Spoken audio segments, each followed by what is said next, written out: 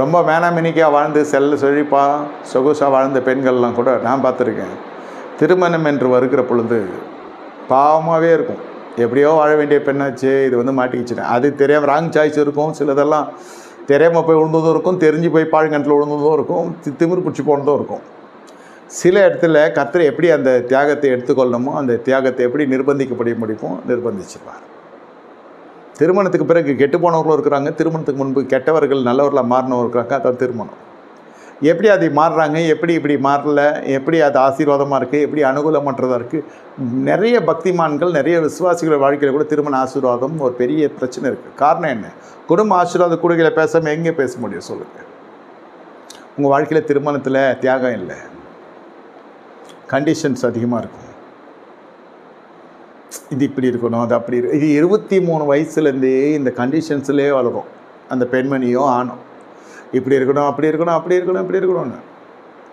சில பேரெல்லாம் நல்ல தலைமுடியே கொட்டிடுச்சு ஒருத்தனுக்கு இந்த மாதிரி கண்டிஷன் வச்சு. அவனுக்கு இவன் கொடுக்குற கண்டிஷனில் எதுவுமே வரல. இவன் என்னமோ உண்மையிலே உயர்ந்த மனிதன் தான். கனத்திலும் பணத்திலும் செல்வத்திலும் செழிப்பிலும் தேவபக்தியிலும் உயர்ந்த மனிதன் தான். இது கண்டிஷன் வச்சுருக்க யாருமே பாஸ் ஆக முடியல. இதில் கடைசியில் பார்த்தா பெரிய டால் அடிக்கிற ஆயிடுச்சு தலை. எனக்கே அப்பா மாதிரி இருக்கிறான், நான் தம்பி மாதிரி இருக்கிறேன். அப்போ பார்த்துக்கோங்க. ஏன் முடி காற்று இல்லை, மணங்கா முடியாமல் இருக்கிற எல்லா முடியும் போச்சு. இப்போவும் அப்படி தான் இருக்கான். நான் இப்படி தான் கல்யாணம் பண்ணுவேன்.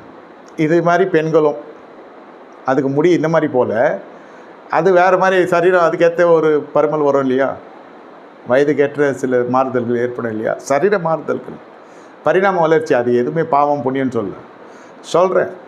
உங்கள் திருமணத்தில் உங்கள் தியாகம் என்று ஒன்று இருந்தால்தான் உங்களால் தேவ சாயலில் தரித்து நிற்க முடியும். தியாகம் இல்லாமல் எதுவுமே பண்ண முடியாது. புது சிஷ்டி தான் காரியம். ஆண் இல்லை பெண் இல்லைன்னா உங்கள் வாழ்க்கையிலே தியாகம் இருக்கணும். என்ன தியாகம்? வசனத்துக்குள்ளே வந்து வசனத்தின்படி நான் ஜீவித்தாலே அந்த தியாகம் வெளியில் வந்துடும்.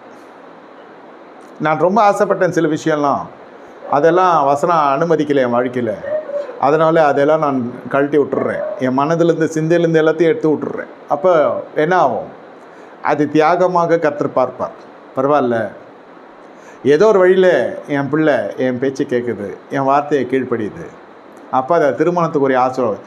இன்று தியாகம் என்ற அந்த வார்த்தை உலகப்பிறப்பு அரசியல் இருக்கும். தியாகின்னு சொல்லுவாங்க.